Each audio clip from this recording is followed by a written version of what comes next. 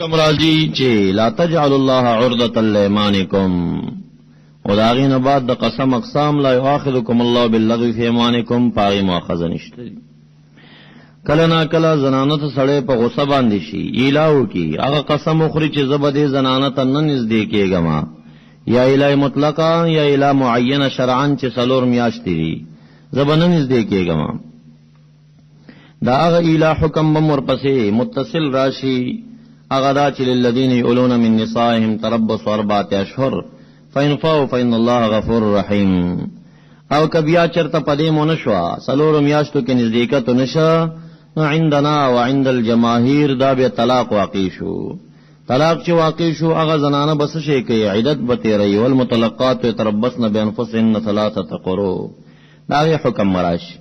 بیا په عدت کې دا زنانه چې حمل نوي 3 قروء راغی خو هغه زنانه چې حمل لري ايدعن حملهن ذکر ورته امر کیږي چې ولا يحل لهن ان يكتمن ما خلق الله في ارحامهن دا به پټینا دې لپاره چې زما په حمل کې خو اتمیاشتې دي شپږ میاشتې دي کزه وسوم چې او زما حمل دې بیا برابر اتمیاشتې دي کور کې تیریږي نو دا دې نه پټي ان کو من بالله واليوم الاخر. دا غینه بعد د طلاق احکامات دي چې زنانه د پاره نارینه د پاره حقوق چې کم دي بس د 2 د 3 طلاق دي دینه خو حق نه لري. یو طلاق چې ورکه داغه نه بعد طلاق مرتان تطلیق هغه چې داغه نه بعد رجوع کې دي شي هغه 2 دي ولیک درې می چرته ورکه نو داغه نه بعد به رجوع نشي کېدی. کله نا کله د زنانه او د خاون په منځ کې اختلافات راشي او دغه اختلافات د زنانو د خاون په منځ کې دا اختلافات کلا د صحت تورسیږي چې بالکل د دې ژوندۍ نه تیریږي نو دا غیر لپاره د خلاصي لاره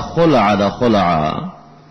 بس زنانه ته چې کوم مہر ورکړی شوی دی هغه بخاون ته بیا ورکی ورته بوای چې ما طلاق کا کله چې ژوندۍ نه تیر سره فإن خفتم ألا يقيما حدود الله فلا جناح عليهما فيما افتدت بها پدې کې خلع ته اشاره ده. طلاق مغلظ ذکر براشي کچرته 3 طلاق شو فإن طلقها فلا تحل له من بعد حتى تنكح زوجا غيرها. بہرحال دا مسائل د طلاق تفصیلی را روان دي ان شاء الله بیانېږي به خو اصلا دا حصہ لګیدلې په جهاد دا امر بالقتال اشهر الحرم احترامات د سعید اعلی ذکر پیغور مومن لرا چې ترغی جنت ته دخول ګمانمونه کې چې در باندې تکالیف را نشي. بیا مخه د جهاد کې یتیمان راتلل داغي احکامات د کفارو په ملکونو کې مشرک او زنانو لیدل داغي د نکاح نه ممانعت نکاح د مؤمن سره کول بیا په هر حال کې مجامعت نشي کېده حالت د حیض ته استثناء مسله د قسمونو د اله د طلاقونو د رجعي غیر رجعي د مغلظو داغینه بعد مسله د رضاع د بچي او والدات يرضعن اولادهن حولين کاملين هغه هم بیانېږي. کله داسې وشي چې زنانه د خاون شهید شي یا سي وفات شي زنانه پاتې شي هغه احکامات والذین يتوفون منكم ويذرون ازواجا يتربصن بانفسهن 4 اشهر وعشرا. دا ټول احکامات چې تمام کی آیت نمبر 219 کې بیا ورته دا خای چې ګوره دا مقاصد ناسنه چې په مناکحتونو کې په ازدواج کې دومره ور مستغرق شي چې لوی عبادت درنه پاتې شي چې منځ حافظوا علی الصلوات والصلاة الوسطى وقوموا لله قانتين. نو د جهاد په صف کې مپرېږدا ولو که شکست ګډ د تمنډ واه نو د منډ پټیم کې فین خفتم فرجالا او رکبانا پسورای کوا پیدل کوا کله چې پامان باندې شي فذكر الله كما علمكم ما لم تكونوا تعلمون. بہرحال دا آیت نمبر 242 پورې د احکامات دي چې دام لګېدلې د جهاد سره دي او په دې من کې مسله د صوم راځي سره تفصیلا ځکه دوربتون لري دا جهاد سره. یو ربط دا لري چې په جهاد کې مخه تا قانون نافذول د قصاص دی او په قصاص کې قتل النفس ته. دا قتل النفس ولی کیږي؟ د مابقیه خلکو د بقا او د حیات سبب ګرځي. نو تا ته وی چې کله قتل النفس په عالم کبیر کې چې تامنیت راولې، نو قصاص نافذ کا، خلق مړکا قصاصان چې د خلکو د حیات سبب جوړ شي. نو یو عالم صغیر د انسان چې د استا خپل ډانچه را، نو استا خپل ډانچه کې کته کنټرول راولې او امنیت راولې او برابرۍ راولې، نو ته د خپل نفس اوجنه په کسر د شهوات او د روزو سره چې دا دی اوجه، نو د حیات سرمدی باعث به جوړ شي. لکه څنګه چې قصاص د یو سړی وجل دی، خو د نور خلکو د بقا لپاره سبب جوړي. یو ربط طریقه دا ده. دویمه دا ده چې په جهاد کې لابودی دا د تکالیف او شاقونه کله نا کله په پوسټه کې انسان توبه نه رسیږي، روټۍ نه رسیږي، محاصره گیر شي. کدا مخ کې نه پدی او بنس کلو باندې او روټۍ نه خوړلو پروژه ټریننګ شوی نه، 2 غنټه بعد تسلیمیږي، پوسټه د لاس ور کوي. نو دا صوم چې کم دی، مسائل د حج د صوم چې دی دا لتنویر الجهاد دی، دا د جهاد د پاره مخکنه ټریننګ دی، دا مخکې ټریننګ دی، سخت دی. فوجانو باندې لوګي تیرای تندې تیرای، خو اجر خو پکې نه ورته، ځکه پنیت د روزي خو نه نیسی. مومن د پاره قانون دار چې نه روزي ونیسا، په مجاهدین روزي ونیسا چې هغه ټریننګ شي پدې کې هم اجر ملاويږي، هم ټریننګ دی. او هر چې مسله د حج بیانېږي، نو مسائل د حجم چې کم دی هغه کې تزکیه د نفوس دا. دیم دا په حج کې د بدن او د مال استعمال دی. کله کله جهاد کې به بدن هم خرچه کې، خو مال بم خرچه کې. نو دغه دواړو ټریننګ د پاره لابودی د مخ کې او خرچې نه لکه زکات ورکول باندې د تجربه شي به جهاد کې لګولې شي. په حج کې پیسې قرباني خرچو کې، نو بیا رسته ده په جهاد کې هم خرچه کولې شي. آیت نمبر 242 نو بیا تفصیلی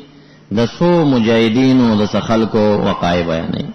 یو واقعات یو قوم بیانې چې هغه د تعاون تختیدل عمر شي، دا جهاد چې خلک نه کوي، خوف الموت د مرګ یری. نو دا قصه ورته کوي چې دا ګمان دی باطل دی. ګوره خلکو چې د مرګ نه تختیدل ول تمړ شو، نو مرګ خو چې کمزې کی تا تر رسیږي، دا ګمان دی لري کا. دویم جهاد ولی نه کوي یرا یا غي قوی دی ډیر زیات دی، مونږ ډیر لګیو. نو دا ګمان د خلکو باطلای په واقعي د طالوت علی السلام سره چې کم من فئه قلیله غلبت فئه کثیره باذن الله. وګوره 313 کسان د جالوتیانو زرګونو تعداد لخر سو جنگیدل، ټولو ته شکست ورکړه. دا واقعا د جهاد دغه دوه چې بیانېږي، دا د دوه وهمونو د بطلان لپاره دی چې یو مجاهدین چې بعض خلک چې جهاد نه کوي، خوف الموت وی، دا ورته خای چې موت دا جهاد کې نه دی، دا پارځ کی چی راځي درته. او دویم دای چې را مقابل مډیر کوي دی ځای کول نشم، دا خبره بطلان راځي په دغه کریمه کې چې کم من فئه قلیله غلبت فئه کثیره باذن الله. دا د ټول حصے خلاصه شو، لګیدلې د په جهاد باندې، مسائل د صوم او د حج لتنویر الجهاد، او مسلې د انفاق د پاره د جهاد راځي، او هر چې مسلې د زنانو د بیبیانو چې کم دي دا لګیدلې لاتن کې مشرکات سره دي، چې مجاهد د مشرکانو خاریونی سي، د مشرکانو په حزم دوکه نشي، دا نکاح تا روانه ده. بیا د نکاح متعلق چې کم مجامعات نه بعد د حیض مسائل استثناء او یا د ایلاګانو یا د خلع یا د طلاق وغیرہ دا غي سره لګیدلې دي، او دا شان حالات د تماو. مکی سور ارسوک لگولے شیخا، مدنی سورتو لگاو، بیا تا پتہ لگی چې قرآن کریم ربط گران دے کاسان. مکی سورت خو واقعا راونی سی پرد د شرک وز د یو پیغمبر علیہ السلام او د قوم قصه راونی سی روغی پنځرو کو په باندې ډک. خو مدنی سور چې کم دي د ځان تزان ته احکامات دي، ته ترتیب ورکول او د دین یو خطاب او تقریر جوړول دا ګران کار.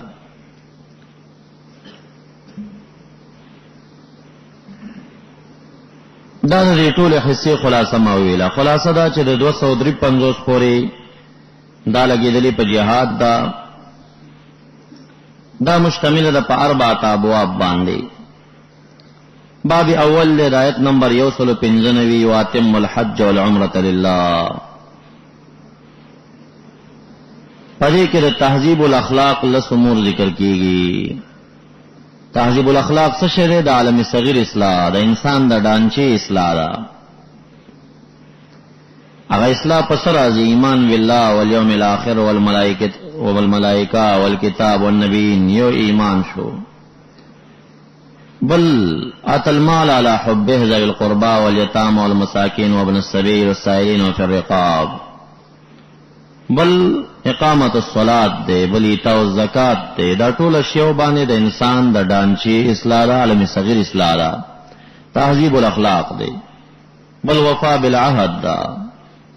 او بل صبر دے فی الباساء والضراء خاصتا حین الباس. بل صداقت تے و تقوی دا. نو عشرت امور لتہذیب الاخلاق دلتا بیانیگی. پنز تعلق تر ظاہر نسی و پنز تعلق تر باطن نسی.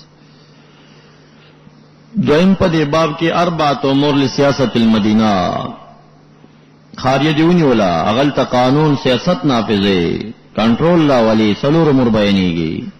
اول حکم القصاص پایت نمبر 78 کے. دویم تقسیم الاموال بالحکم الشرعی پایت نمبر 138 کی. شرعی طریقہ باندې بقضا جوړه کی نو وصیت چې وصیت شده کوم اشیاء دی هغه په شرعی طریقه تقسیمه.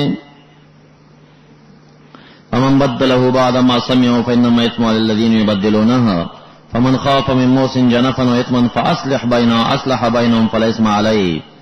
دا غد قضا مسائل دي چې تا ته لانجی راځي دی فلانی وصیت کړي دی فلانی باره کې یا بچو ته کم مال پرخې دی دا غي اصلاح کول. تقسیم دا اموال بالحکم الشرعی. دریم مسئلہ دا صوم دا مال مسائل المتعلقہ لتنویر الجہاد.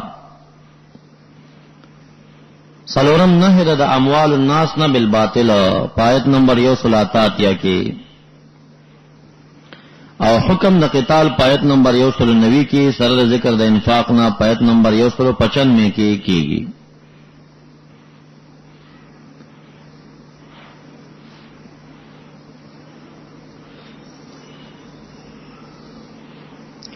لیس البر ان تولوا وجوهکم قبل المشرق والمغرب. سورہ بقرہ دا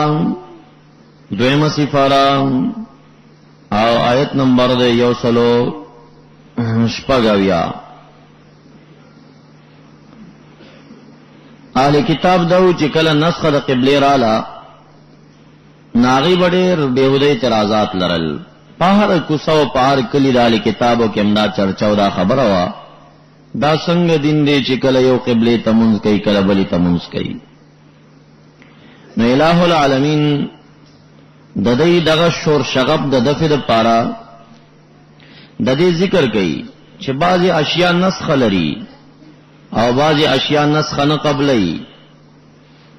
آغا اشیاء چھ نسخ قبلی د نسخ نه بعد په منسوخات باندې ثبات کول دا سنی کې خونه ده.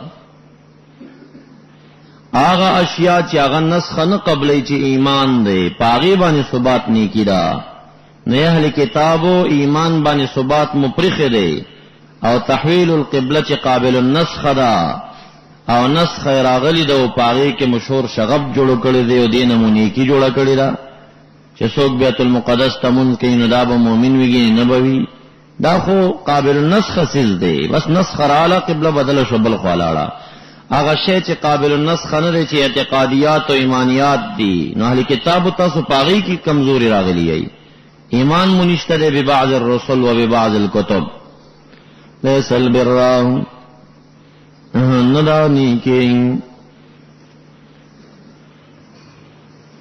دا خبران تولو وجوهکم دلتا مراد دبرنا تقوا دا. لیس التقوى اصل تقوى دا ندان تولو چواڑا وجوهکم مخنق پل قبل المشرق والمغرب طرف دا مشرق تا طرف دا مغرب تا فقط یوازدانی کی ندا فقط قید بو لگے یعنی دا خم نیکی دا کنا چه منگو تاسو بکعبی تا مخ گردو خو طرف دا مغرب را گئے کنا یعنی معنی یوازدانی کی ندا فقط قیدو لگوا. بل مع ذالکا بلکہ سرد دینا سے اعتقادیات دیوسا مال دی داغی اصلاح کول آغا پرنی کی دام اعتقادیات و اعمال ذکر کی گئی رستو. بر قرآن کریم کی کل پمانا دا صلہ رحمی سر راضی. ولا تجعلوا الله عرضة لأيمانكم نن تاسو ترا روان دي ان تبروا وتتقوا اے الله تبروا دا چې تاسو بسل رحمی نه کوي دی باندې قسمونه مخوري. او دویم برکل راضی په معنا د اطاعت سره لکه عیسی علیہ السلام وی وبرم بوالدتی فالکون زما کې چې زه مطیع د مور خپلیم مطیعا لوالدتی. او دریم بر راضی په معنا د تقوا سره غدا موضع ده لیس البر لیس التقوا ان تولوا وجوهکم قبل المشرق والمغرب فقط بل مع ذلك اعمال و اعتقادیات. دا قید ابن عباس سے لګی چې قید د فقط مراد یا تاویل داو کا لیس الثبات بما يقبل النسخ من التحویل بر بل الثبات على ما لا يقبل النسخ برنا. اصل نیکی داندا چې کوم شی قابل النسخ ده په منسوخ ثبات وکړي شي نیکی دادا چې غیر قابل النسخ باندې ثبات شي چې اعتقادیات دي. ولكن البر لكن البر خاوند نیکی من آمن بالله هغه څوک دی چې ایمان لري بالله والیوم الاخر والملائکه والکتاب جنس کتاب والنبینا. البر رای سمدلا کن من آمن موصول ما سل خبر دی خبر حمل پکاری پای سمان دلتا من آمن ذات دے البر صرف وصف دی حمل ذات پر صرف وصف اتحاد مصداقی نلری جائز نری. تاویل علماء کئی پا حذف دا مضاف سرا جانب دا اسم کے لیکن البر لیکن ذل بر خاوند نیکی من آمن باللہ من آمن باللہ خو نیکی ندا کنا خاوند نیکی دے نیکی کون کے دے. یا دویم تاویلو کا لیکن البر کے مصدر مبنی الفاعل واخلا لیکن البار من آمن باللہ نیکی کون کیا غسوک دیں چیمان باللہ لدی. یا درین تاویلو کا حذف دا مضافو کا پجانب دا خبر کے لیکن البر بر من آمن باللہ لیکن البر بر من آمن باللہ چه حمل دا صرف وصف پا صرف وصف راشی اتحاد مصداقی پیراش. یا لیکن البر ایمان من آمن باللہ والیوم الاخر والملائکہ والکتاب والنبیین وآت المال على حبه او لیکن البر من آت المال على حبه.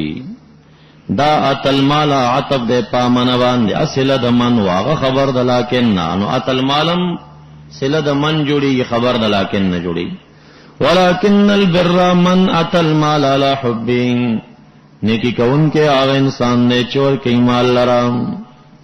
على حبه اے على حب اللہ تعالی ضمیر دا حبه با الہ تراجی على حب اللہ.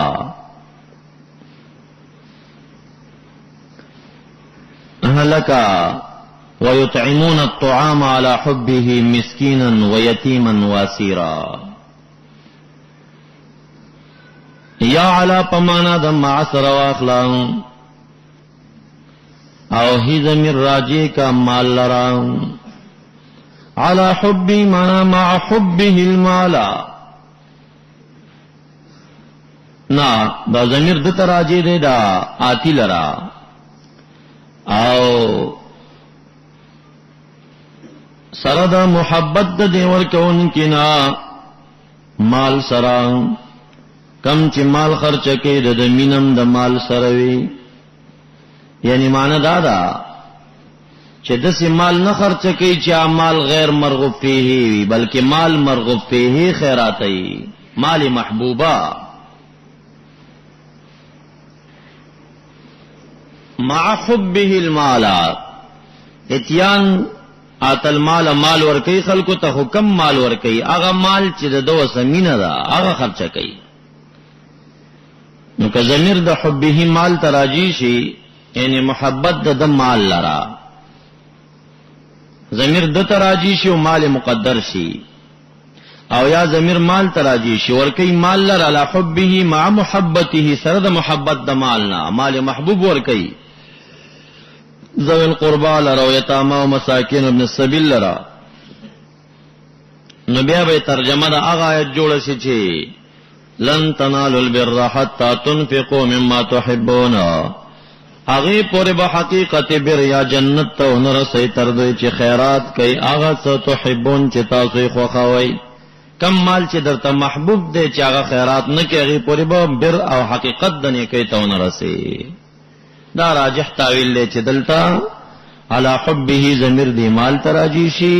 ورکی مال سره د محبت د دې مال نه معنا دا چې دا مال محبوب خیراتي، مال غیر محبوبه خو ارسو خیراتولی شي کنه. کله نا کله تاسو نه کتلی دا درختون والا دکانداران په دې دکان کې ور سره بازي قانون یې چې هغه کې داغ لګیدلی هغه بازار کې نه خرڅيږي، هغه نه خرڅيږي نو بیا راوړي هغه به په مدرسو باندې ګرځي سخی سے هغه خیراتي. دا خو مال محبوب دته نه وي، دا مال غیر مرغوب فيه وي. هغه خلق صحیح نیکو کار دي چې اتل مال علی حبی مال محبوب خیراتي. لن تنالوا البر حتى تنفقوا مما تحبون. او بل رب کریم فرمایي چې دا سي مالونه مخیرات وي. سورہ بقره کې روان دي درې مصیفاره کې چې کتا ته سوک په قرض کې درکې نو بیا اتنا خل الا ان تغمدوا فيه مگر اس چشم پوشی کې وای چې مړه خدای نه روزي نن زدام ته خيري دا سي مال مخیرات وي. ورکې مال سره د محبت د مالنا ذوی القربا خاوندان د قرابت دل تدریح حقوق جمع شو، یو حق اسلامی شو که گاونډي چتا، بل حق د قرابت شو بل گاونډي توپ شنو حق د زیات شو بیا. والیتاما یتیمان الله والمساکین مسکین دلته عام دی ښا ځان تراغه اطلاق په فقیرم کې دی شو. وابن السبیل او زوی د لارې مراد دی بن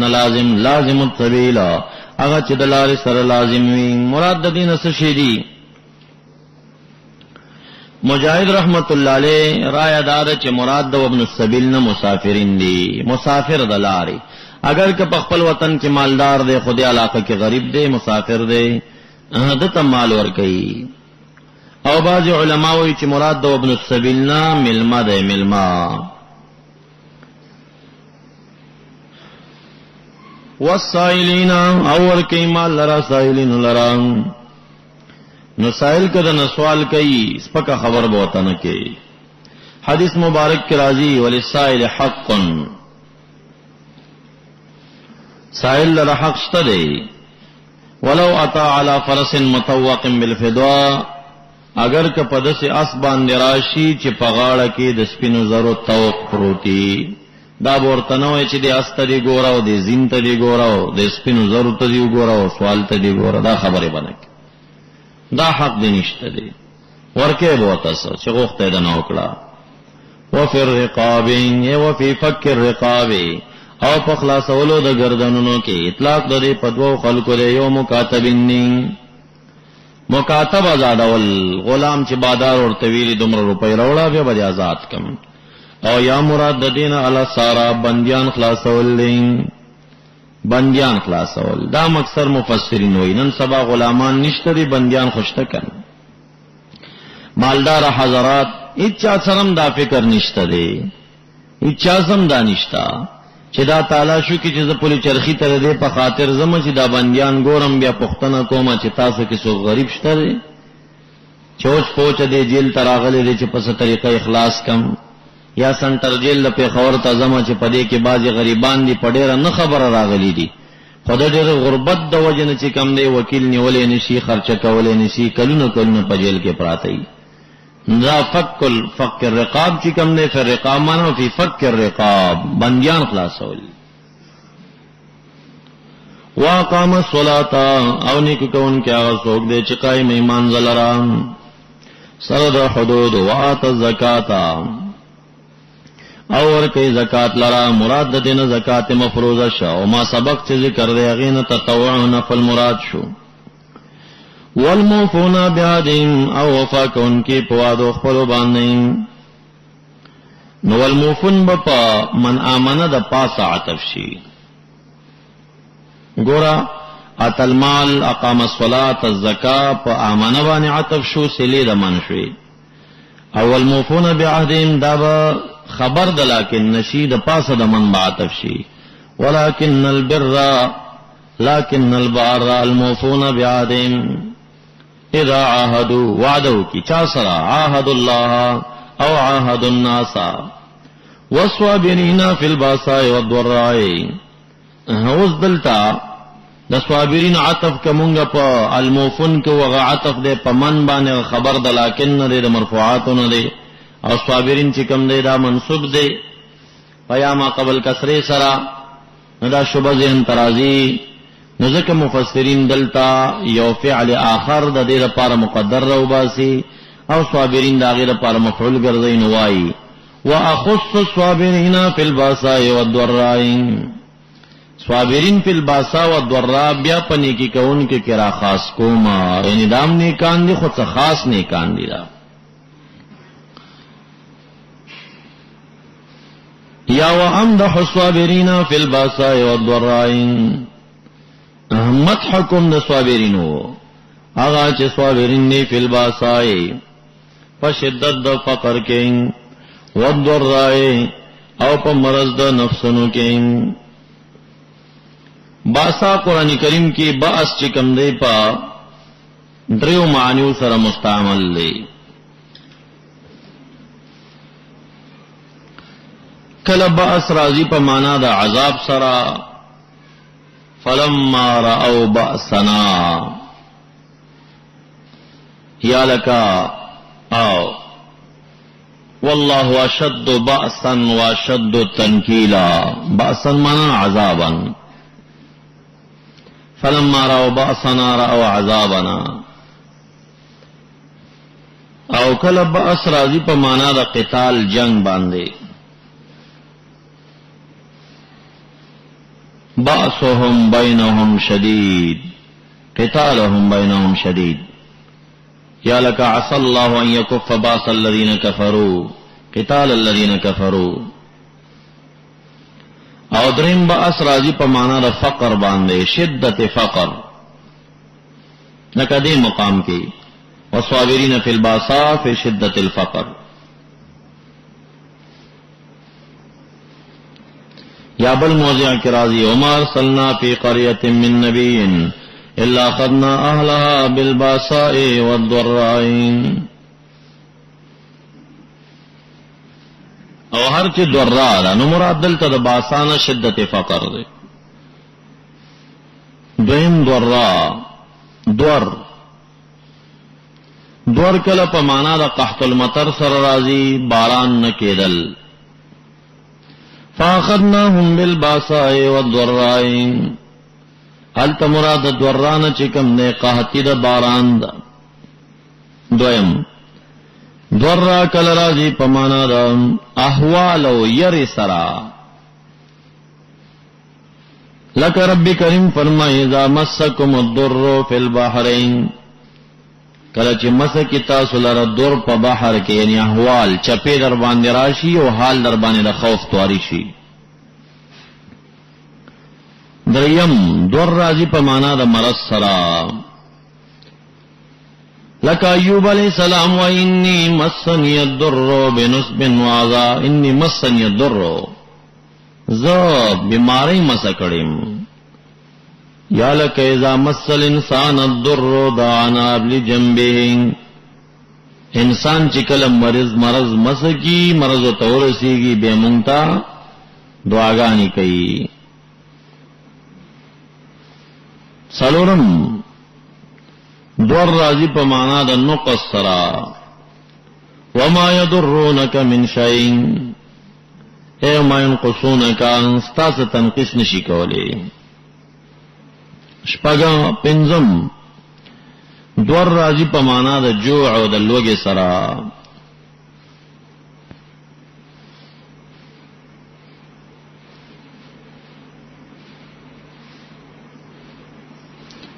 لکا رون دا یوسف علیہ السلام توئی مسنا و اہلنا الضر مونږ او زمون اهل درمس کړیو یعنی الجوع وګیو. شپغم دور راضی په معنا د مرض سرا او بلاهنا علک دا موضع دی او صابرین فی الباسا فی شدت الفقر والضراء او مرض د نفسونو او بلاهنا خاصتا وحین الباس په وخت د جنگ کې اغم صابرین دی خاص صابر دادی په وخت د جنگ کې قتال فی سبیل اللہ کے دے فرار نہ کئی تختنا اولئک دا موصوفین پما ذکر اعمال و اعتقادیات باندې الذین کسان دی صدقوا چرشتینی دی په ایمان خپل کې او په داوی د ایمان کې دغه کسان چې هم المتقون الله. یا ایها الذین آمنوا کتب علیکم القصاص فی القتلى دا اوس ربط څنګه کې سره مخکې څه بیانې اوس څه بیانې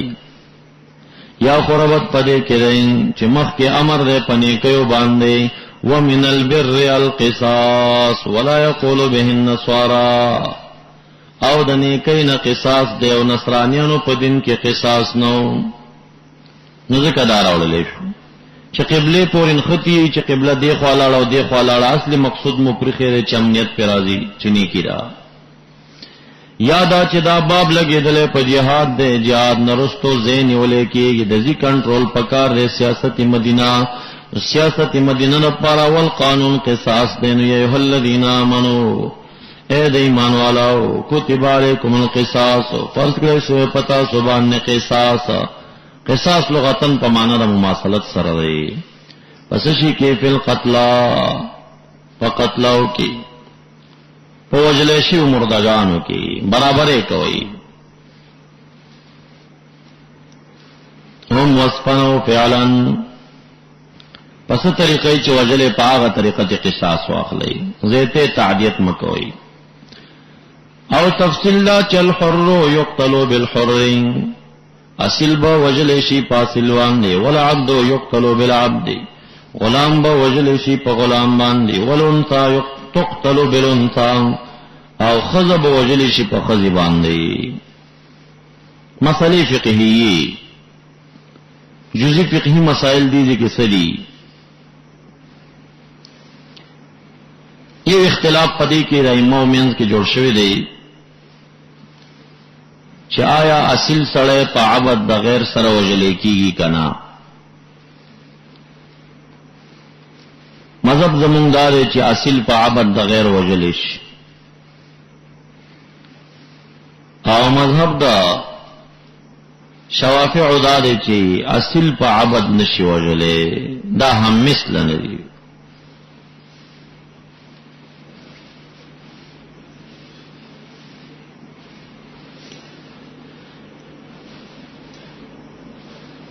دلیل غیر پارا روایت دا حضرت علی صاحب دے چې من سنت اللہ یقتل حر بعبد سنت دا دی چې حرب په عبد نه وجلې کیږي. جواب دا حدیث نه دار چې دې په سند کې جابر الجعفی راغلی دی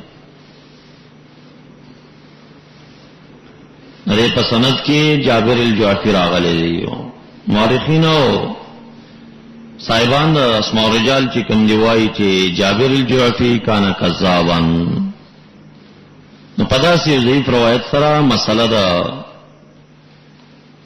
دین خاصتا د حدود نه ثابتي یو نرد داغي کېږي.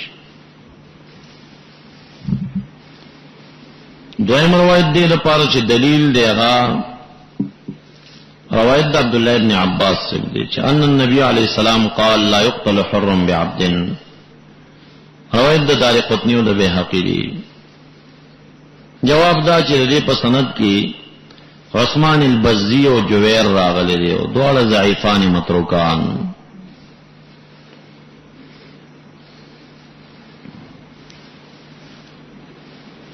دلیل امام ابو حنیفه رحمۃ اللہ علیہ سره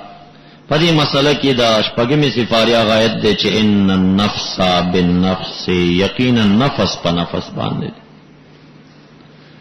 او کدی دیزن سوک استدلال کی چھ الحر بالحر والعبد بالعبد الحر بالعبد خو نظر آغلے نمونگوی دا استدلال دا وجہ مخالف ندے الحر یقتل بالحر و دا خبر چھ لا یقتل بالعبد دا آیت دین ساکت تے آیت دا مسئلہ نثابت ہے حر یقتل بالحر حر یقتل عبد یقتل بالعبد خود الدین ساکت دے چھ الحر لا یقتل بالعبد او ابو منگ نور زین ثابتو نو پبل دے کہ عام راغلے چھ ان النفس بالنفس نفس پا نفس باندے دے او کبھی ہم سوکوائی چنا الحر بالحر منگا وجہ مخالفہ دا شوافی و اصول دی چھ استدلال پہ کریشی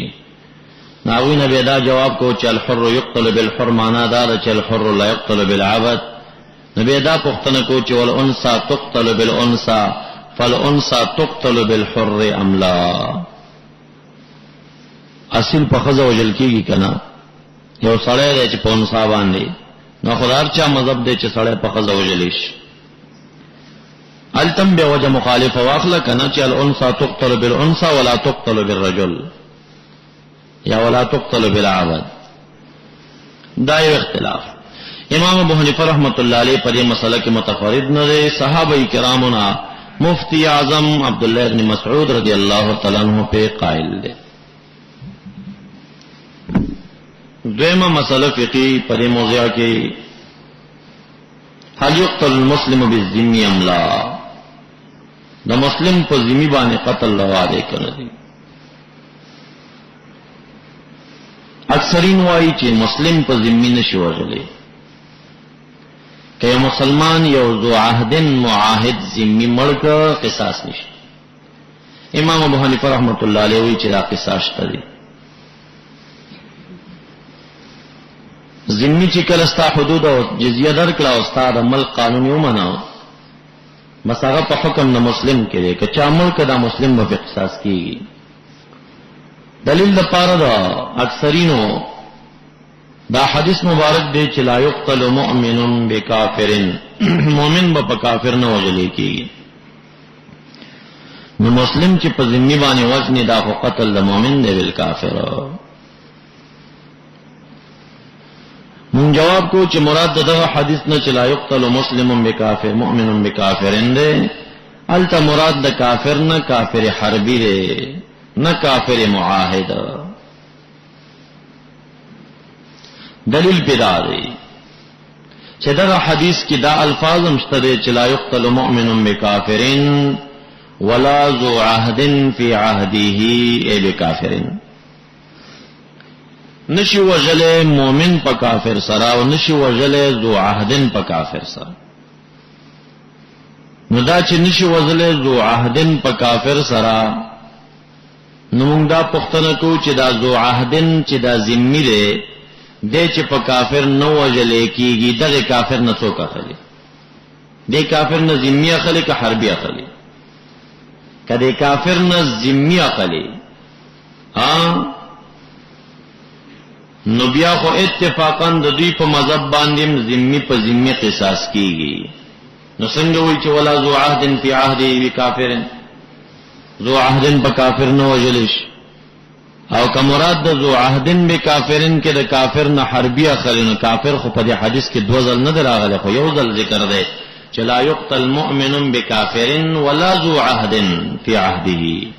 ذو عہد و مسلم بنو وجلے کی گی بے کافرن پا کافر سرا او مراد دا ذو عہدن چی نو وجلے کی گی پا کافر سرا خو اتفاقاً کافر حربی دے یعنی ذمی اندو کے یو کافر حربی ملکو نو ذمی با پینا قصاص کی گی دا اتفاق دے نو چار کلا دا ذو عہدن بے کافرن کے دا کافر نہ مراد چکم دے حربی دے نو لا یقتل مؤمن بے کافرن کم دا کافر نہ مراد حربی دے قید دا ولا ذو عہدن پہ دال دے حدیث کے لفظ دا کافر یوز اللہ غلے خاص ذو عہدن فاعل دے نائب فاعل دے دا پارا دا یقتل لا یقتل مؤمن بکافر ولا یقتل ذو عہد بکافر معنی سے جڑی حدیث دا دے لا یقتل مؤمن بکافر ولا ذو عهد فی عهده، بیدا ذو عهدن با پسان چان وجنی ذکر نه دے، خو آغا کافر چې مخ کې ذکر دے امق کافر مراد دے، نو آغا کافر په حق د ذو عهدن کې حربی دے، نو په حق د مؤمنون کې حربی دے، دا په حق د ذمی کې نه دا حدیث. اهل حدیث په خپل لټریچرو کې دالی کلی بشورین لیکلی دي چې امام ابو حنیفه رحمۃ اللہ علیہ 115 ظاهر قرآن او حدیث خلاف کړی دی. یو ځای پکې دار چې امام سے وایي چې لا یقتلوا مؤمن په ذمہ باندې قتلول شي، او حدیث شریف کې راځي چې لا یؤمن مؤمن بکافرنا، نو دا د دینه په وحیدا او امام ابو حنیفه ته دا نسبت کول چې د خلاف د حدیثو کړی دی، دا د جهالت دی. حدیث باندې دی په خپل نه دی پوي شوی. په حدیث کې دا نه دی راغلی چې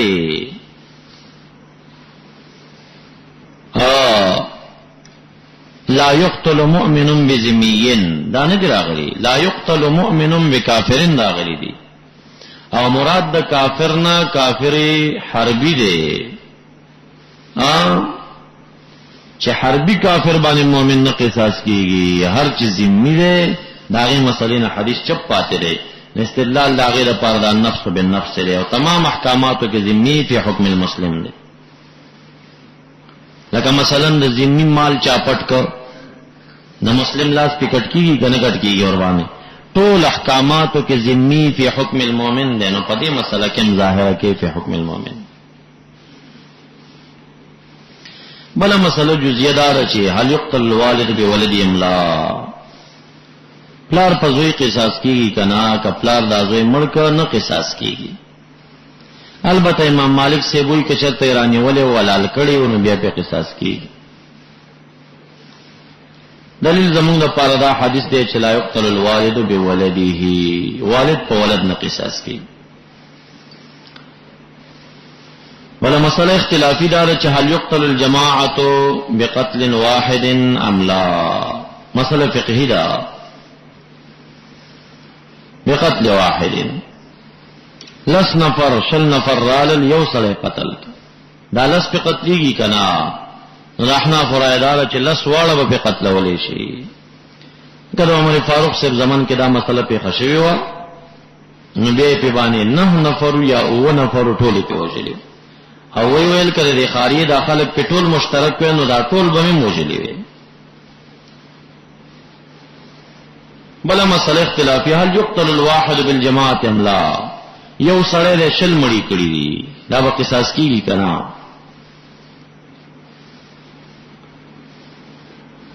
امام مالک رحمت الله علیه امامنا وایي چې یؤخذ منه القواد، یو سړی د سلو کسانو په مرګ کې نه قصاص کیږي، دیو نبو دیت خستلیش دې ټول. وای ځکه قصاص عبارت د مماثلت نه دی، او یو سړی د شلو سړو مماثل نه دی.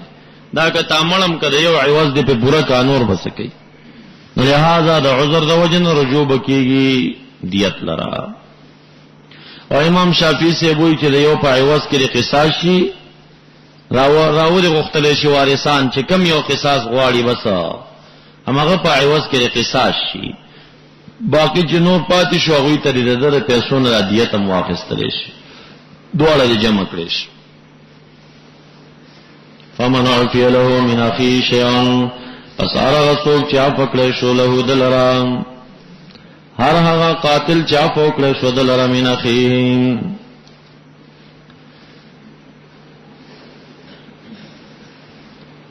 د طرفا د ورور د مقتول نام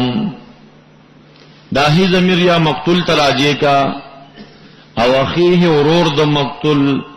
او مراد د ورور نا عام واخلا یعنی ولی المقتول. کعفو کړه شو د قاتل لرا من اخیه د ورور د مقتول نو د وارث د مقتول نا شیون څه شی، یعنی پتک د قصاص سلام.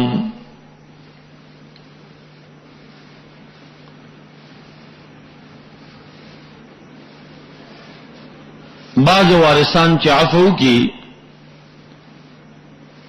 بس بیا قصاص ختمیږي، مسله دیت تزي. دا تاویل شو چې ضمیر د اخیه راجی مقتول تشي وارث د مقتول مراد شو او که ضمیر د اخیه راجی شي دغه من لرا د من تراجی شي به عبارت په حذف د مضاف سره ده فمن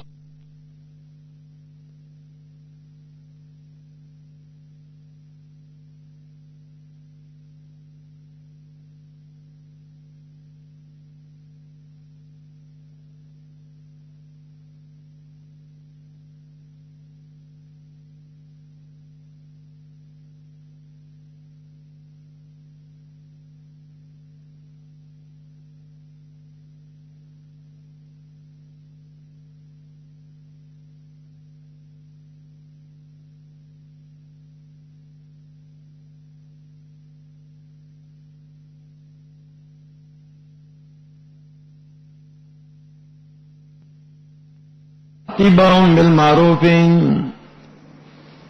افعل العافی پاپ کون کے بانے چوارثان د مړي دي اتباع کی تنوین عوض د مضاف الیه راین اتباع القاتل ورپسې کې دلی په قاتل پسې په مطالبه د دیت کې بالمعروف په خپل طریقه باندې یعنی بغیر د استعجال نه او بغیر د استزاد نه ډیر زیات دم د حق الحق نه غواړي نه او ډیر استعجال دم نه کوي جلد دم نه غواړي دا مسائل قضا دي د عدل تپا څلوي خرزه ترجمو کې نخلاصيږي دا هدايه چې به وې به پويږي په دې جزئیات او تفصيلات باندې چې دې کې څومره خبرې دي دا ټول احکامات رب ذوالجلال بیان کړی دي بیا په اخره کې دا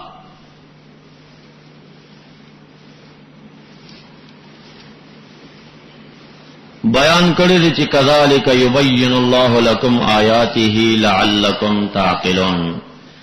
الہ و ادا شان باری تعالی تاسو ته آیتونه بیانې واضحه کوي خایږي تاسو تدبر کوي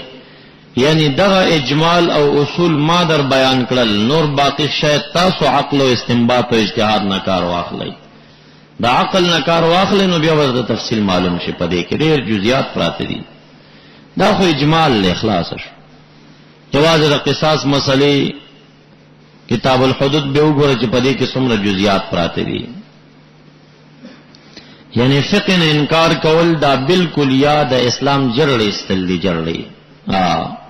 دینه چې سوچه د عیسویت اعلانو کې چې عیسوی ماغه وتخدا ادمره مزر نه دا ته به یو پیژنې چې کافر دی خدای فقه نه انکار کول وای چې زما مسله قران او حدیث کې پیدا کومنو دا صرف اشارات دی قران او حدیث کې بس دا مسله را لکتب علیکم القصاص دا تفصیل به ته هدايه کیو ګوره چې څومره جزئیات لري بیا هر جزئیه باندې څومره نصوص پراته دي ذکر امام شافعی سے بوئل چې جميع ما قال رسول الله شرح القرآن یا جميع ما قالت الائمه شرح السنه وجميع ما في السنه شرح القرآن امامانو ټول خبري شرح السنه دا او د سنت ټول خبري چې شرح القرآن دی قرآن ډیر اجمالی کتاب دی بس یو قانون لوی خبره تا په مختصر الفاظو کې اشارت وسه علامہ ترمذی په ترمذی کې وایي الفقهاء هم اعلم بمعانی الحديث دا حدیث په معنی باندې دقه فقها کوي کو جاهل وابي په نه کوي فتبان پس پاعتی باندې او پسې کېدل قاتل پسې په مطالبه د دیت کې بالمعروف و اداؤنا یعنی علی القاتل اداؤن او په قاتل باندې ادا د دیت د الیه دی عافل ر چوارث ته به احسان په خپل طریقې سره هغه دیم خو په خپل طریقې به دیت ورکی ذالک دا حکم مذکورا چې جواز د قصاص ده او عفو ده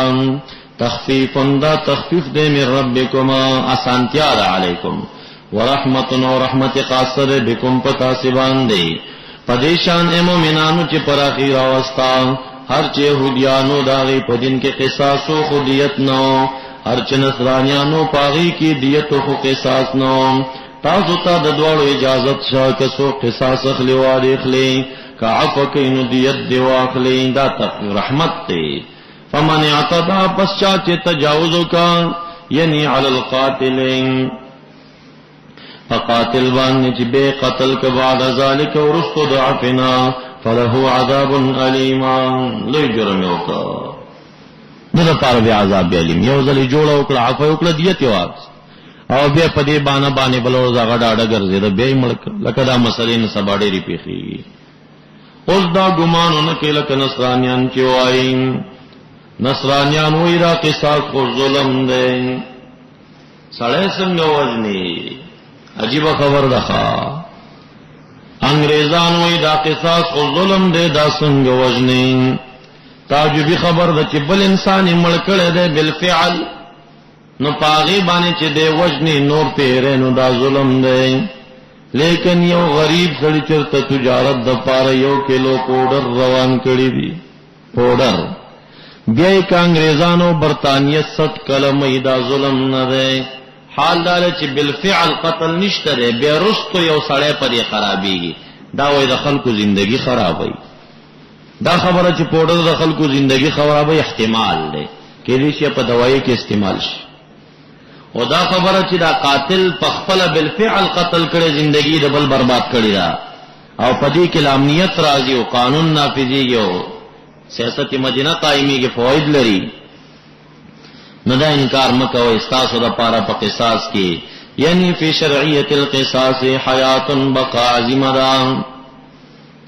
یا اولی الباب خوندانو دا عقلنون لعلکم تتقون اصل مقصد پکدا لکی تتقون القتل چزانو ساتي د قتلنا طالبان حکومت کې چا قتل چرته کولیش وی چې خونی سی امام په قتلې کړ بل د سیاست مدینه د پاره حکم دار چې تقسیم د اموالو په طریق شرعي کتب علیکم فرض کشی پتا سبانی را حضر کله چې حاضر شي او کستا سے الموت و مرګ یعنی اسباب د مرګ و تراشی الموت دا فاعل د حضر شم احدکم مفعول مقدم شو ان ترک خیرا یعنی ان ترک مالا کچری پرخه او مالا خیر مخ کے معنی ذکر شی او دلته خیر په معنا د مال سره دی لکه بل دې کې راځي وما تنفقوا من خير هغه چې تاسو خیرات وې د سمال نه فإن الله به علیم یا لکه بل دې راځي چې انه لحب الخير لشديد اے لحب المال لشديد خیر په معنا د مال سره ان ترک خیرن کچری پرخه او مال لرا یو کس تاسو تاس باب د مرګ را لاله نو پر کلیش وی دی پتا سو باندې الوصیتو دا نه فایل کتبش چا د پر وصیت کې للوالدین والاقربین بالمعروف معروف شرعی طریقه دار چې په سلب بسلس بزیادت نه کوي ټول مال درې میسې نه بزیادت نه کوي ځکه بیا وارثان غریب پاتې کیږي حقا اے حقا دا خبر ثابت ده للمتقین فاغا کسانو چې ریدون کی رب کریم نام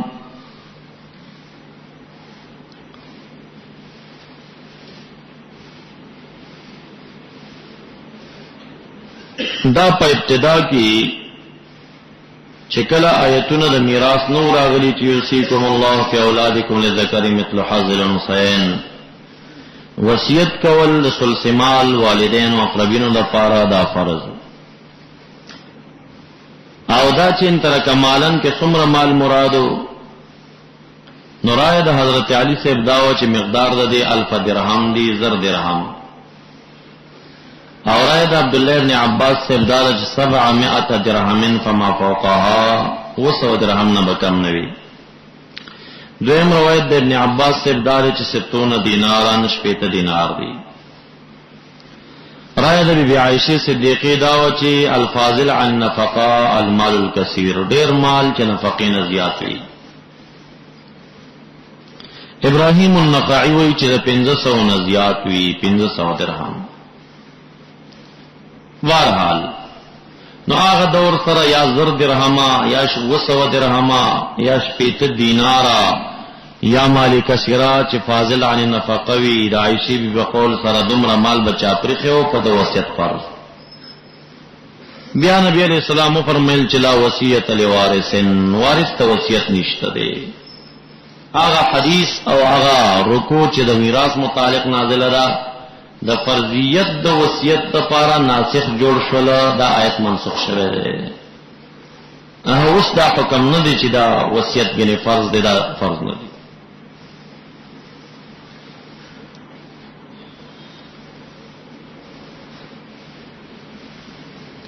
فمن بدله بعد ما سمعوا، البته بهتر کار دی چې وصیتو کې سناسه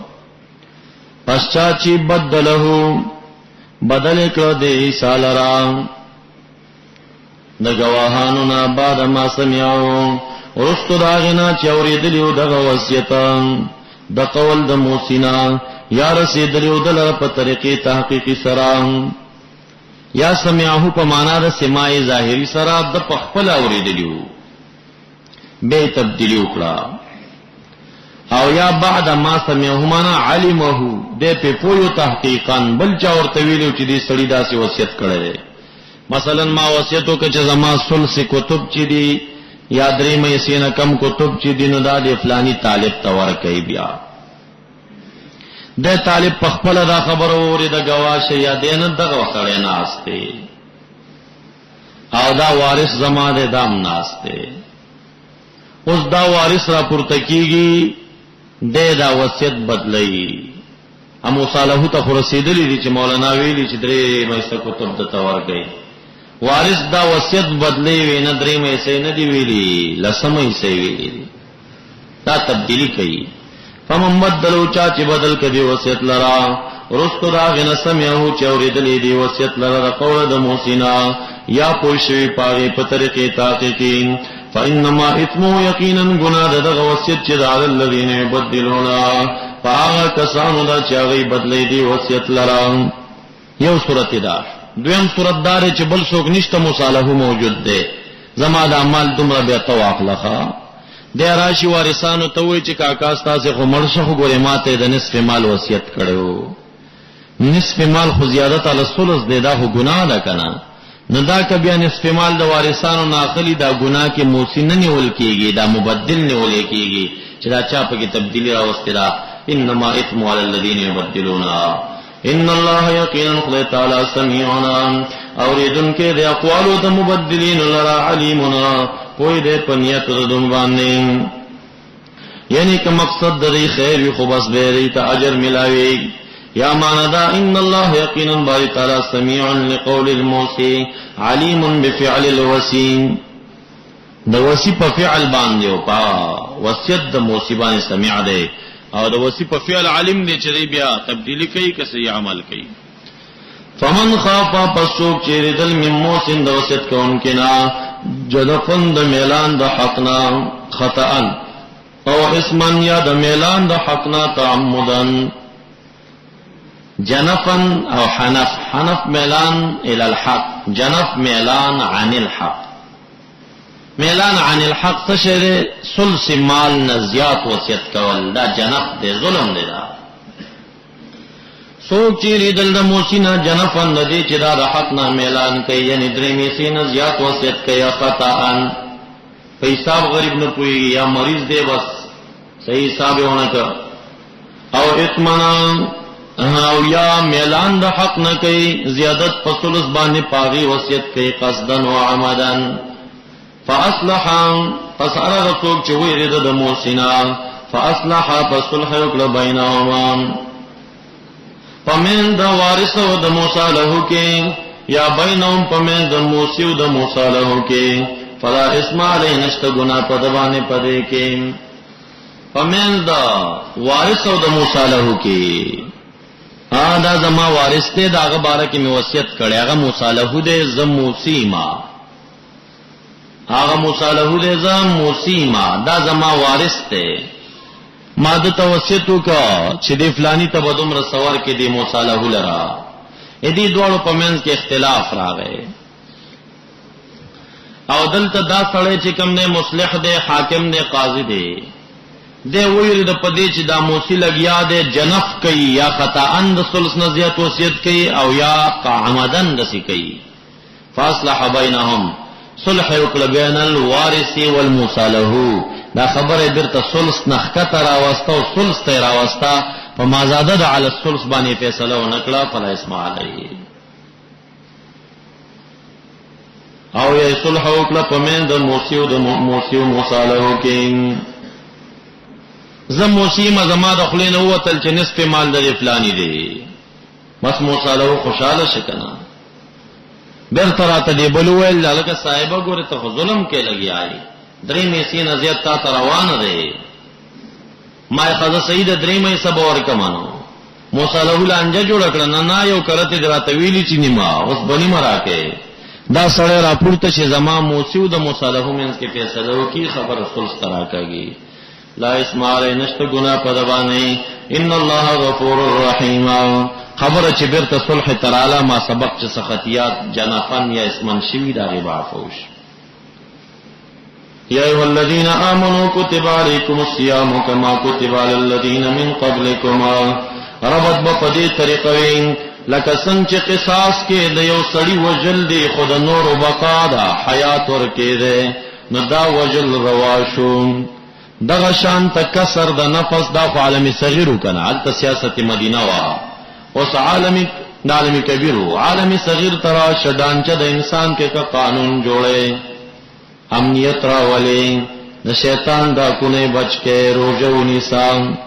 او پروژه باندې کسر ورکا نفس مړکا. اگر که د نفس وجل وتا ته ظلم خاري چې روټي په بند کړی دا او به په بند کړی ری جماع بند کړی دا، لیکن در حقیقت دا د حیات سرمدی لپاره باعث ده. لکه قصاص چې قتل خود نور د حیات د لپاره سبب روا شوی، نو دلتم دا سيزونه ظاهرا نفس سره ظلم ښکاریږي، خود حیات سرمدی د لپاره باعث دي، نو دا لازم دی. اے د ایمان والو، آیت ایمان والا کتب فرض کړی پتا سبحانه صيام روزه کما کتب لک چې فرض کړی پاکستان من قبلکم چولن استاسنو من الامم. صد پارا دا فرض کړی دی لکای تتقونا، دغه پارا چې تاسو ځان ساتئ د معصیونه په کسر د نفس سره، او ځان ساتئ د محظورات الصوم، کم چې صوم کې محظور دی.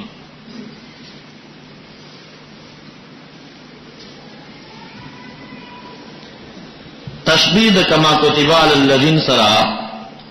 یو تعویل دار چې کوم شیخ عبدالقادر جیلانی رحمه الله نقل کړی دی چې کما کتب علی الذین من قبلکم کیا تشبیه په نفس فرضیت کې دا، نو بیا مراد علی الذین من قبلکم آدم علیہ السلام دی، او مراد د فرض روزونه روزي د ایام البیض دی، در لسمه څوار لسمه پن لسمه د هر میاشت روزه نیول، دا په آدم علیہ السلام فرض کړی شوی. او یا دا تشبیه د په عدد او فرضیت دواړو کې، بیا مراد د علی الذین من قبلکم کې من قبلکم نه يهودیان دي، پاوی باندې د رمضان روزه فرض وا. بیا دا روزه رااله د پشکال میاشتې ته ګرمۍ ته علماء ته ویل چې دا خو مشکل ده، آسانی ایل شو خار مولیانو تبدیل وکاو وی کتا سو سلوي خو د روزې نیویا شي، نو بیا ومونږه پسرلی کې ونی صحیح خیر ای وګنیسو به سلوي خپل پزان به یو باچا پکې بیمار شو، دوی ته ډېر محبوب ټول نظر ومنه، کزمون دا باچا چرته خشه من با ورځ روزي نور امکان کې پزان زیاتی کو نو څلوي شوي. بیا نور علما ورته ویل چې دا تنقیس مکوي، پورا 50 بنیشي، دوی به 50 روزي نیوي، نو دا عدد زیادت دی ځان نه کړی دی، اصلا 30 وی، نو ځکه تشبیه را کما کتب علی الذین من قبلکم، پتا سم دې روزي دی پاغین. او یادا که په عدد کې سره فرق شته دی، خو بس دا تشبیه فقط دا په فرضیت کې نه په عددونو په وختونو کې. ایام معدودات دا منصوب دی د فعل مقدر د پاره، یعنی صومو ایام معدودات، روزي ونی سه ورځې شمار کړی شوی، خلائل موقتات چې هغه ما رمضان درست را روان. فمن کان منکم مریضا، پسوک چې تاسو نه بیماران، او علی سفر یا وی په سفر باندې مراد د سفر نه سفر القصر دین فعدة من ایام اخر اے فعلیه عدة پدبان لازم دي شمار کور کولا د ورځو نورنا چې نور روزي د بدل کېونه سین وعلى الذين يطيقونه فاغ کسانو باندې يطيقونهم اے لا يطيقونهم دل تدری تعویل دی یو تعویل ابن مسعود رضی اللہ عنہ نقل کړی دی هغه وی چې آیت ابتدا د اسلام کې دا منسوخ شوی دی ابتدا د اسلام کې مالدار او تردی اجازه تو کروجنی سے روجونی سا او کا روجننی سینو تو عام مسکین فدیه ورکا سرسایه ورکا ابن مسعود سے وی دا حکم منسوخ شو پدغه آیت باندې چې من شهد منکم الشهر فلیصم عام شبس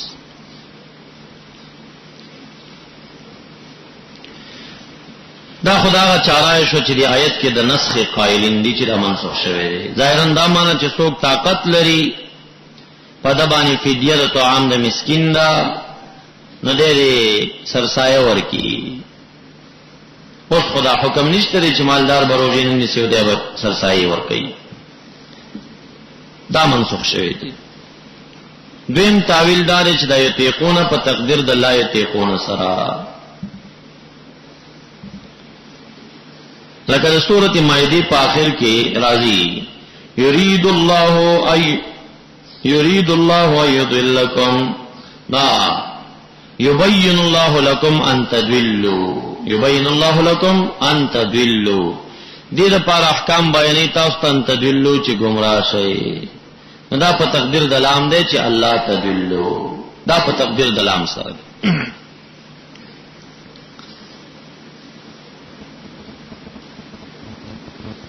دا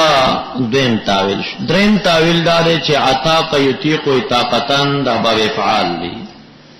او دا باب فعال لپاره شپږ خاصی راځي یو خاصه پکې سلب المؤاخذ دی چې حمزه د سلب لپاره شي وال الذين پای کسان یطیقون یعنی هغه کسان چې مسلوب الطاقت دي فدیه فدیه یا د مرض د وجنا او یا د بډاواله د وجنا مسلوب الطاقت دي هغه باندې فدیه دا فدیه څه شی دی هي طعام مسکین دا طعام د مسکین دی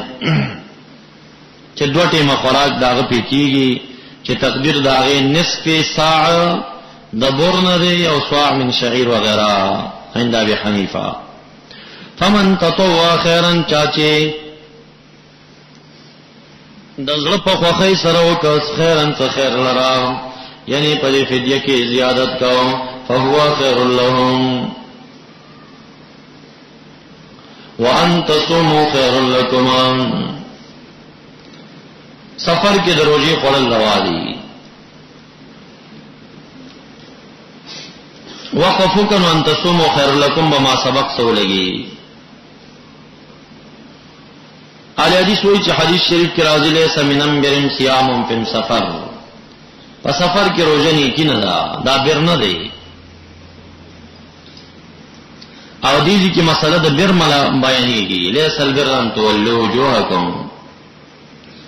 او دا احکامات هم چې راځي او طریقه دربه راوته دا چې ان من البر الصيام روزه ده ناغي وی حدیث شریف کې راځي چې لیس من البر الصيام فی السفر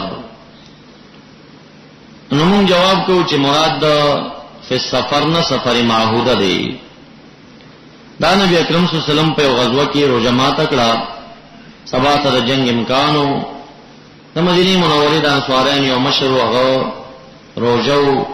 د ګرمۍ د وجنه پریوتیو نبی اکرم صلی الله علیه وسلم چې پیراغه سفر پیوالو چا په وبا چولې چا خپل ته زور کولې ودا څه چلې وې د روزه نیولې دا دی وخت کې د حمیر د قبيله سره راغی وی امنم برم صيام فی سفر نبی علیہ السلام جواب ورکړي سمینم برم صيام فی سفر په دې سفر کې چې دا نیکی نه دروځه نو کسان چې آیت شان نزول غواړي نو دغه شانتا حدیث معرض د بیان غواړي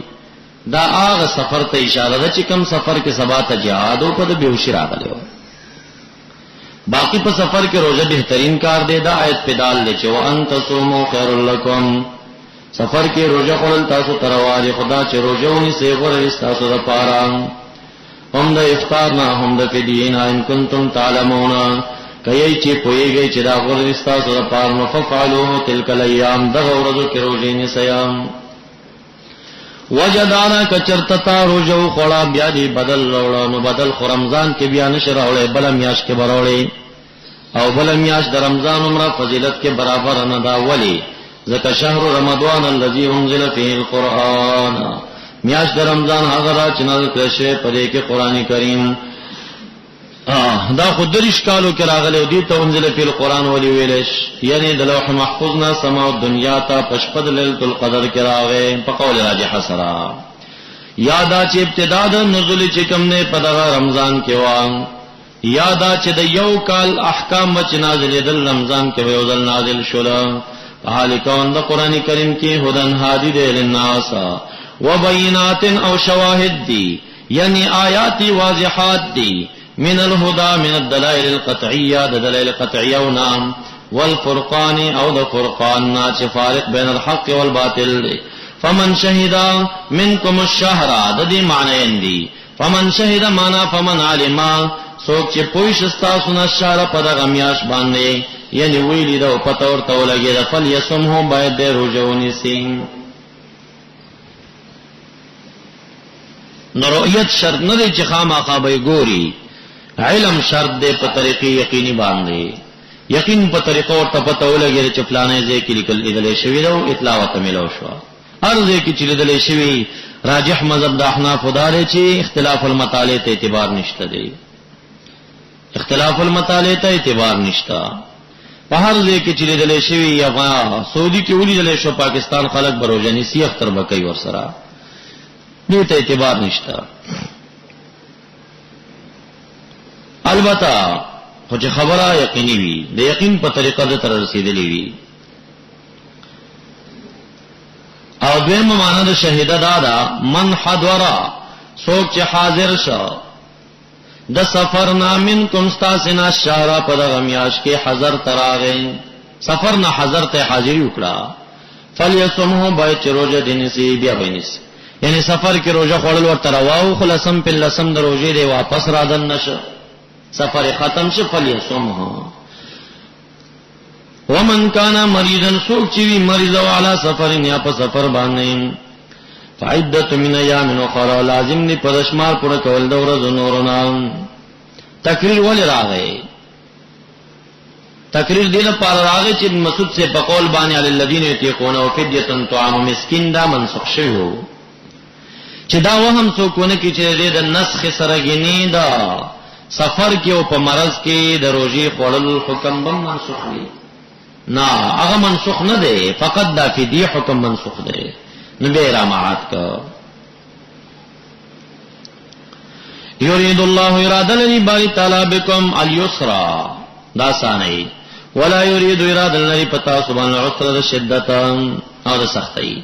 دیو جن مباح کړه تاسو تعال فطر فی المرض والسفر، جواز درکو.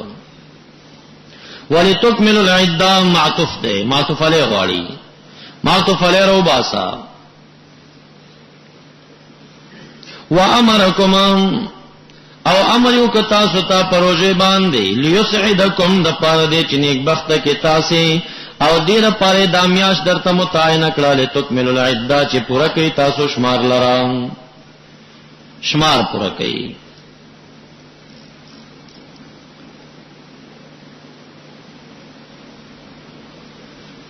ولتكبروا الله على ما هداكم،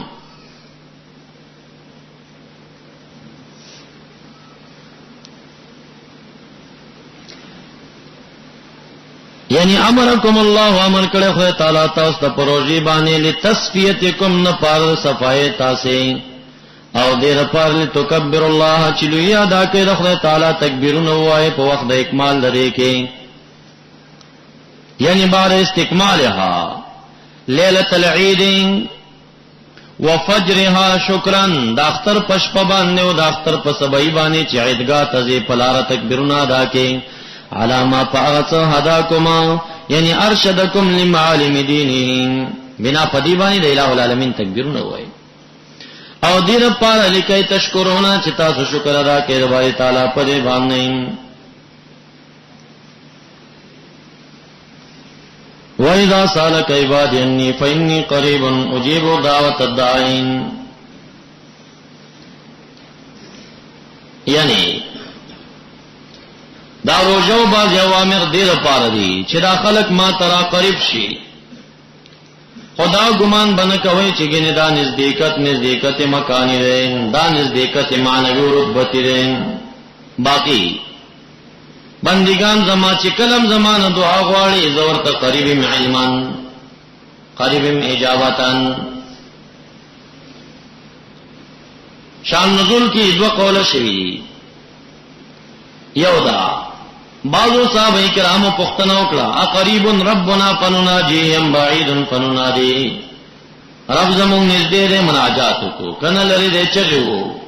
آیت راغی دا سالک عبادی عنی کله چې سوال کې استانه بندگان زما بار زما کې فینی قریب زنیز دیمان نزدیم دیلره من حیث العلم. بیا صحابه کرام پختنه کوي کم ټیم کې مونږ رب ذوالجلال نه دعا غواړو دا توا ګورن تطواراله شان نزول اختلاف ته اشاره ده. یعنی مقوله خو یو ده د توا وقف ته ضرورت دی، د توا په دی وقف کې شان نزول اختلاف ته اشاره ده. بیا پخته ناراضی مونږ د ورځې دعا غواړو د شپې غواړو کم ټیم کې غواړو. آیت راغه او جیب دعوت الداعی اذا دعانی قبلهم دعا کون کې کلم چې مان دعا غواړي. یعنی دی کې تعمیم ده توقیت نشتا، توقیت پچا باندې ده په مکلف باندې، دا په مکلف ده. البته دعا کون کې قبل ول چې مشروط دی په شرطین سره چې یو شرط الایمان به او دویم شرط اطاعت زما ده نو فلستجیبوا لین باید اطاعت کې زما والیؤمنوا بی یو ایمان وروړي په ما باندې لعلهم يرشدون خایګه دی چې کوم نه لار بیا موزین راجین حساب ترشته. مسله د دعا چې کوم نه مختصره داسې ده چې اصول کې تاسو ویلي دي چې دعا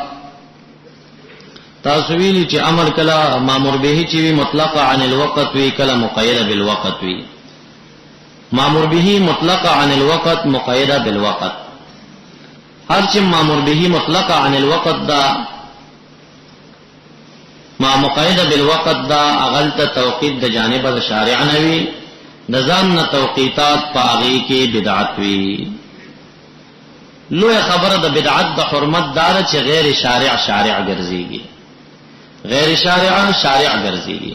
یو سړی یو شی ځان نه جوړ کړي دی او تاغي ته د دین په نظر ګوري خو تا دې شارع وګڼه او شارع خوار سړی نشي جوړې دی. نو مامور به مقید چې کوم دا موقت چې کوم دا توقید د شارع نوی. لکه منذ مامور به دې چې واقیم الصلاة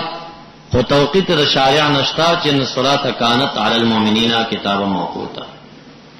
روزه مامور به دې چې من شهد منکم الشهر فلیصومها توقیت اشته چې شهر رمضان الذي انزل فيه القرآن. حج مامور به دې للناس لله على الناس حج البيت من استطاع اليه سبيلا خو توقیت اشته چې الحج اشهر معلومات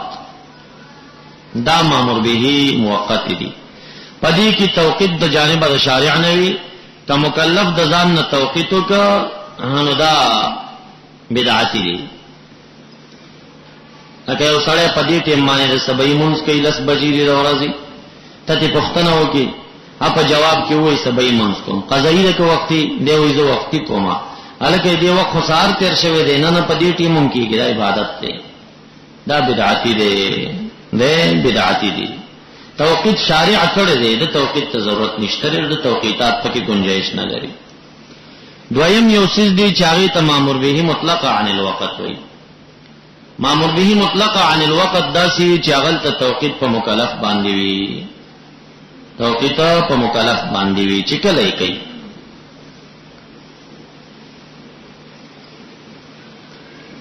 دا مامور به دا سیده ګوره د فرض کاله کستا پلار دی تا ته یو امر کوي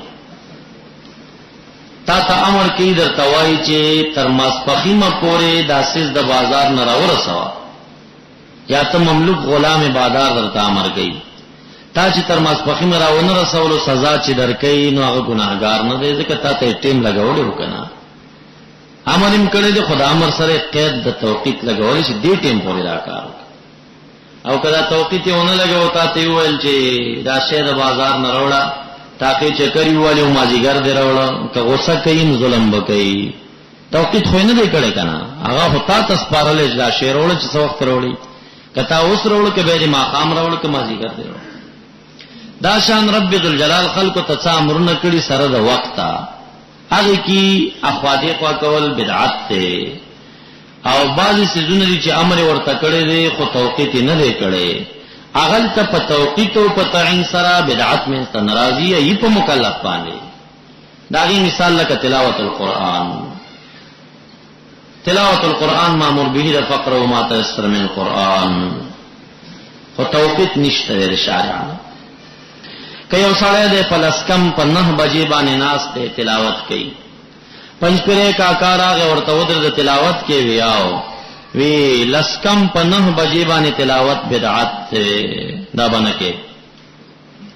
تاسو کې دومره نرشتره چې به ورته لسکم 9 بجې او ځل په حدیثو کې ثابت کړي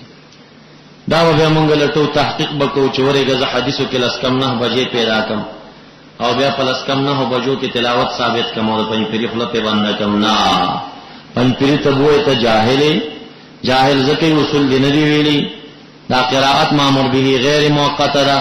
دې توقید په ما باندې ده په شارع نو دا توقید په ما ده کله د شپې کوم کله د ورځې کوم دې کې بدعت دخل نه لري دا شان من جمله د مامور به غیر موقتنا خیراتونه دي انفقوا من قبل ان ياتي احدكم الموت مرګ نه مخکې ټول عمر خیرات کوا ورځې کې شپې یو سړی دی هغه پنځشنبه په ورځ باندې خیرات کوي د جمعې په ورځ کوي بلې کوي پنځپیره ورته وي د جمعې په شپه دی ولې کړي دا پنځپیره جاهل دی اصول نه دی دا توقید خو په مکلف دی کنه چې هغه کله کوي پاتیم به کوي خو البته مکلف به دومره کوي چې د جمعې په شپه خیرات کوي نو دا به عقیده نه چې په بل شپه ناروا دی هر شپه روا دی کوي جمعې په شپه دی کوي کوي جمعې په شپه دی ما ته یو پنځپیری ویل چې ولې حدیث شریف کې راځي چې لا تخص الجمعه بالعباده مې ګوره حدیث کې د مخواده خوګتی واله کنه حدیث ته سوچو کدا سے الفاظ نه دي حدیث بل دی ویسه دي مې حدیث شریف کې دا راځي لا تخص الجمعه بالصوم جمعه پر روزه مخاص کوي اصل حدیث الفاظ دا دي نو دا خو نه دی چې په خیرات مخاص کوي کنه اخو روزه یاد کړی دا نو هغه ماته وی چې نا منع خود روزه نه رااله خود تخصیص منع قراله کنه چې عبادتو کې تخصیص مکوئ معنی روزه کې تخصیص مکو نور عبادت نه دی یاد کړی احمد زبا او فهم چې د روزه نه په څورزو کې منع راغی د بل سیز نه منع نه وېڅ شي دي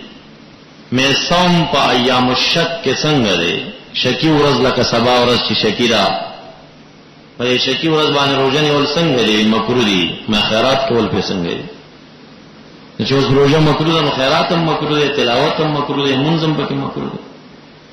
مقامه کلی کنا نه په خبره پويږي نه اصول مني سړی د بلو منیم خای من جمله مامور به غیر موقتنا دعاء دا اجیب دعوت الداعی اذا دعانی ادعوا ربکم تضرعا وخفیا کمون په چلنج باندې پنځپریانو وابیانو ته وایي چې توقیت راوخای شارعانه توقیت نشته 400 یو مولا راغلی نو هغه وی چې مولوی صاحب توقیت خوشته دی میسا وی نبی علیہ السلام جمعه ته دنه کېږي دا دعا به چې روزي دا دعا به ما ته خو به اصولونه خبر نه ساده دا توقیت نه دی دا تمکین دی دا خو تمکین دی مکان خود لري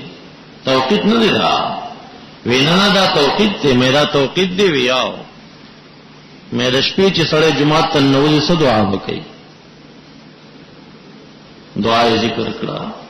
میں کبھی سبئی کی ننوزی سے دعا وکړي میں بیا ممدا میں تو مازیګر کې ننوزی بیا ممدا میں ګور توقیت را نه دی کنه تعمیم دی صرف تمکین دی مکان خود له دی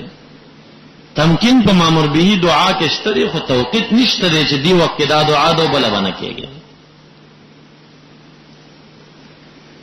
نو دا دعا د مامور به غیر موقت نه دا د توقیت په مکلف باندې لري کده د فرض پسې کوي کده د سنت پسې کوي کده د شپې کوي کده د ورځې کوي دې کې د بدعت گنجائش نشته دا حماقت او جهالت د منکرینو دی چې په اصول خبر نه کدی اصول ویلې نو کله هم دعا ته د بدعت نسبت نه وکړي پاتې شو دا خبره چې خامون ته دا وخایي چې نفلی مانځنه بعد دعا ته ثابتېږي او د سنتونه نو جواب کې ورته تاسو د ابو داود او ترمذی شریف د کتاب الصلات دا روایت ذکر کوي چې الصلات مسنا مسنا منذ دو رکعات دي په اتفاق د محدثینو مسنا مسنا په حق د نوافل او سننو کې دي هر چې فرض دي مسنا مسنا نه دي ثلاثم شته د اربعم شته دي چې مسنا مسنا وای نو دا سنن دي نبی علیہ السلام من دو رکعات لري سنن او نوافل او بعد دا غینا پدې کې تشهود دی تشهود او بیا څه شی پکې ان تقنع یدایک عند صدرک دا چې تبلا سنن د سینې په اندازه باندې برابر کې ثم تمسح بها على وجهك به په مخ باندې راکاږي ومن لم يفعل ذلك فهي خداج چا چې دغه عمل ونکړه دا منځ ناقص دی من لم يفعل ذلك فهي خداج چا چې دا عمل ونکړه دا منځ ناقص دی نو دا د سنت مانځنه بعد لا سوچتول په مخ باندې راخل د امام الانبیاء فتوا ده او چې چا ونکړه ناقص دی منځ مونږ په چلین باندې وایو پن پرین دي دا وخی چې چا دعا باندې سنت کړي د منځ ناقص دې منتداو دوی مدادا جہنم ته چکل جہنمی سی نو جہنم ته چلال شي باری تعالی مونږ ته داغه حکایت کوي چې د جهنميانو ته بیا زوای ما دی وای چې مونږ د جهنم ته ولې راوستو نو بیا به الہ ورته جواب ورکړي چې زکه مې راوستي هغه کې رب کریم فرمایي ورته وای اخسروا ولا تکلمونا کوری شی ما سمغږیږي وکانا فریقا من عبادی یقولون وی وڈل دا بندگانو زما چی دعا بی کولا ربنا اننا آمنا فاغفر لنا ورحمنا وانت خیر الراحمین دا دعا دا فاتخذتموهم سخریا تاسو ونی واللغی پا مسخرو باندین وکنتم منهم تضحکونا او وی تاسو چاگی پوری بم خنداگانی کولین زکم جہنم تراوستین نور توائی نسی قرآنی دا خی چی دعا پور استیزا کون کے جہنمی دے تچلت دا منتو خی چی دعا بعد السنن کون کے جہنمی دے دا خی چی استحضا والا جہنمی مونږ چې پالم اسلام کې او قتل نو د دعا پوری بشم تا خندانو وکړي هندوم نو وکړي روسیم نو وکړي بش کافر دے خو پنورو دلائلو دعا کوونکو پورین په یو اخبار کې بش بیان ورنکه چې دعا والا بدعتيان دي هندوم بیان ورنکه مونږ چې څومره نظر واچو د دعا والا پر استهزاء والا مونږ بل جماعت پیدا نکا سوا د یو جماعت نه چین می پنځپیریان دي یو بل جماعت نه چین می وهابیان دي یو بل جماعت نه چینوم داغه جماعت المسلمین دي دا بیکار جماعتونه لکه که تاسو پیدا کړی چې دعا والا پر استهزاء کوي ماته او خی چې فلانه جماعت زبویم چې جوابیان نه یادې خواغه یادې اته خیرات قران کریم خو زمان د رسول الله مبارک پورې خاص نه او تاروز قیامت دا قانون نه دی رب کریم بجانمی توئی کان فریقا من عبادی یقولون ربنا آمنا فاغفر لنا وارحمنا وانت خیر الراحمین فاتخذتموهم سخریا تاسو هغه په مسخرونی ولیو وکنتم منهم تضحكون تاسو باغی پوری خنداګانی کولې. دغه جماعت د جهنميانو استاسو پیدا کوي چې دعا والا پوری خنداګانی دې دور کې پیدا کوي. خو خو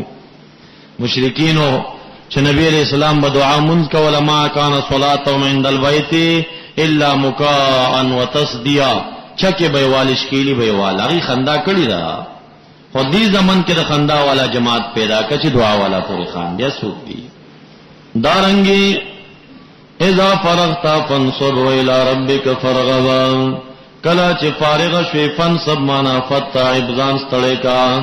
د الہ العالمین د شان نه قربان سم کې دنه چې داسې ویلې اذا فرغت من العباده فتعب في الدعاء د ویلې اخلاص او خبره. بس الہ العالمین کلام راولېږي چې يدل به کثیرا ويهدي به کثیرا، سو کې وسم ترجمه کوي سو کې غلطه کوي. مونږ ابن مسعود سے ترجمه راواخستا اذا فرغت من الصلاه المكتوبه ومن مطلق الصلاه، کله چې د فرض مونږ فارغېږي او یا عام سنن نه فارغېږي نو فتعب فی الدعاء، ځان په دعا کې ستړی کا. دا آیت دا ترجمه ده. کله چې فرض نه فارغېږي یا د مطلق